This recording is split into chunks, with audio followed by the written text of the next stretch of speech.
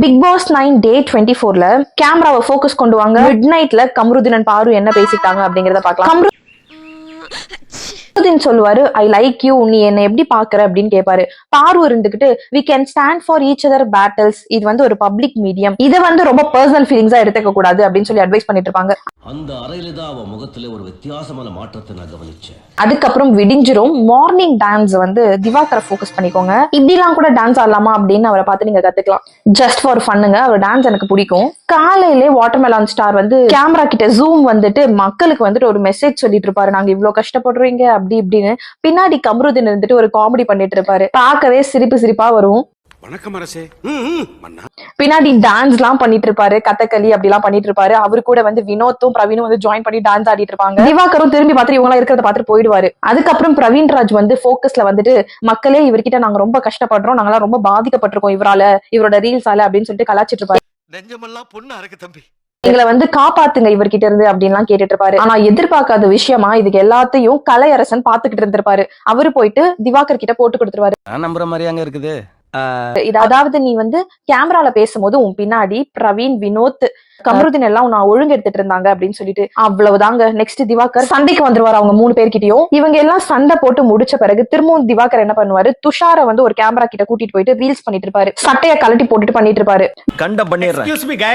வினோத் வந்து சவுண்டா பாட்டு பாடிட்டு இருப்பாரு. உடனே திவாகர் என்ன பண்ணுவாரு, என்ன ரீல்ஸ் பண்ண விடாம இவர் தடுத்துட்டே இருக்காரு என்கிட்ட வந்து அப்படின்னு சொல்லிட்டு சபரி கிட்டயும் விக்ரம் கிட்டயும் கம்ப்ளைண்ட் பண்ணுவாரு. விக்ரம்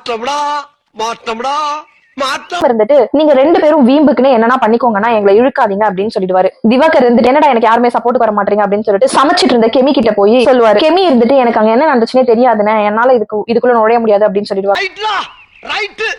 திரும்பவும் திவாகர் என்ன பண்ணுவாருன்னா, சட்டையை கலட்டிட்டு போயிட்டு சகலகலா வல்லவன் அப்படின்னு சொல்லிட்டு ரீல்ஸ் பண்ணிட்டு இருப்பாரு. அதை பார்த்த பிரவீன் வந்து, சட்டையை போடுங்க, சட்டை போடாமலாம் இங்க இருக்க கூடாது அப்படின்னு சொல்லுவாங்க. உடனே அந்த சைடு வந்த பார்வதி என்ன சொல்லுவாங்கன்னா, ரொம்ப இன்டிமேட்டிங்கா இருக்குன்னு, சட்டையை போடுன அப்படின்றாங்க. ஆர்கியூ பண்ணிட்டே இருந்த திவாகர் சட்டையை போடுவாரு. அப்புறம் பஞ்சாயத்தை கூப்பிடுவாரு. முன்னிலையிலும் பஞ்சாயத்து நடந்துட்டு இருக்கும். துஷாரை வந்து சாட்சிக்கு கூப்பிடுவாங்க. பிரவீன் என்ன பண்ணிடுவாரு, இது ஹார்மி ஹோம் மாதிரி தானே நடத்திட்டு இருக்கேன் அப்படின்னு சொல்லிட்டு திவாகர் வந்து, இந்த சர்க்கிள்குள்ளே நீங்க கொஞ்ச நேரம் நிக்கணும், ஏன்னா நீங்க கொஞ்ச நேரம் மைக்கே மாட்டல அப்படின்னு சொல்லி நிக்க வச்சிருவாரு. அதுக்கப்புறம் கமருதீன் வந்து திவாகரை மார்க் பண்ணி டான்ஸ் பண்ணதால கமருதீன் நிக்க வச்சிருவாரு சர்க்கிள்குள்ள. திரும்பவும் வினோத் சவுண்ட் கொடுத்துட்டே இருப்பாரு. இருமனா கூட வந்து திவாகருக்கு கோவம் வந்துரும். பிரவீன் என்ன சொல்லிடுவாரு, திவாகர் அண்ட் வினோத் பிரச்சனைக்குள்ள நாங்க யாருமே வரமாட்டோம் அப்படின்னு சொல்லிட்டு போயிருவாரு. திவாகர் சர்க்கிள்குள்ள நிக்காம திரும்பவும் போயிட்டு பிரவீன் கிட்ட, நீ வந்து ஒன் சைடா இருக்க அப்படின்னு சொல்லிட்டு சண்டை போடுவாரு. நடுவுல பார்வதியும் 2 திட்டு வாங்குவாங்க. உனக்கு நடந்தா மட்டும் நீ எல்லாத்துக்கும் இது பண்ணுவ, என்ன மட்டும் எதுவுமே பண்ண மாட்டா அப்படின்னு சொல்லிட்டு இவங்க 2 பேரும் சண்டை போட்டுட்டு இருப்பாங்க. பிரவீன் கிட்ட சண்டை போயிட்டே இருப்பாரு, நீ வந்து ஒன் சைடா இருக்க, ஃபேவரிசம் காட்டுற வினோத்துக்கு நான் வந்து விஜய் சேதுபதி சார் கிட்டே டைரக்டா சொல்லிக்கிறேன், எனக்கு வந்து நீ தலை கிடையாது, உன்னை என்னால தலையா ஏத்துக்க முடியாது அப்படின்னு சொல்லிட்டு சண்டை போட்டுட்டு இருப்பாரு. இதெல்லாம் முடிச்சுட்டு வீட்டுக்குள்ள இருக்கிற கேமராவெல்லாம் தொந்தரவு பண்ணது பார்த்தா அதுன்னு வெளியில இருக்கிற கேமரா கிட்ட வந்துட்டு திரும்பவும் சட்டையை கலட்டி போட்டு திவாகரும் கலையும் வந்து சகலகலா வல்லவன் ரீல்ஸ் ஆரம்பிப்பாங்க. சகலகலா டாக்டர் டாக்டர் அப்படின்னு சொல்லிட்டு இருக்கும் போதே பிரவீன் வந்து பின்னாடி வந்துட்டு சட்டையை போடுங்க அப்படின்னு சொல்லிட்டு கேமரா மறைச்சிட்டு இருப்பாரு. ரூல்ஸை ஃபாலோ பண்ணுங்க, சட்டையை போடுங்க அப்படின்னு கத்துவாரு. திவாகர் பிரவீனை தள்ளி விட்டுருவாரு. மனுஷனாவீங்க.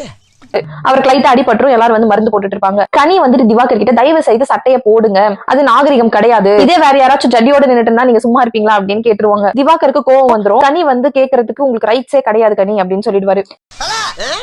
சரின்னு இந்த பிரச்சனை இதோட முடியுதுன்னு பார்த்தா அதுதான் கிடையாது. திரும்பவும் அந்த பிரச்சனைக்கு வருவோம். ஸ்டாண்டர்ட் அட்டென்ஷன் சொல்லிட்டு எல்லாரையும் பிரவீன் செக் பண்ணிட்டு இருப்பாரு.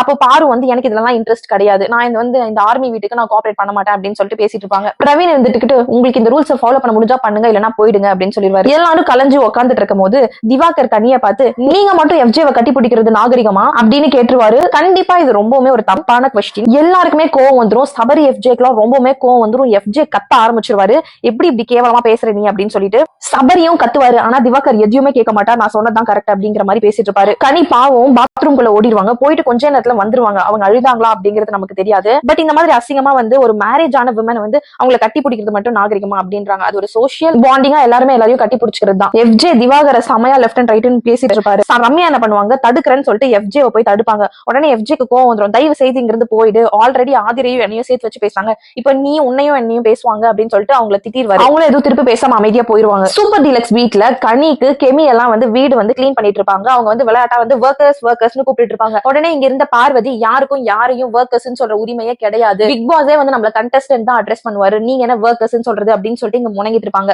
வெசல் வாஷ் பண்ணிக்கிட்டே.